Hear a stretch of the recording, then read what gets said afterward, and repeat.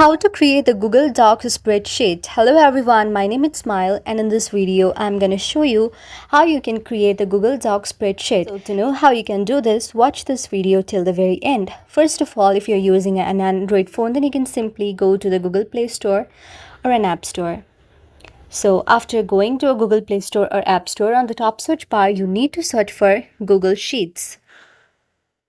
After searching for the Google Sheets, you need to install this very application on your device, and after just installing it, just open your application. Now choose any of the spreadsheet, or you can create a new spreadsheet here as well. Now you are done.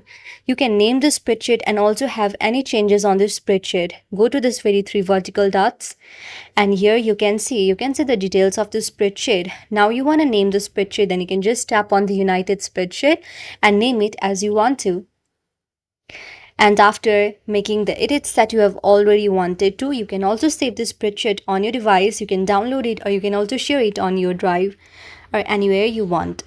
So that's how you create a Google spreadsheet. Hope you like the video, and if you like the video, then please do hit the thumbs up and subscribe button, and also comment in the comment section below. Thank you for watching.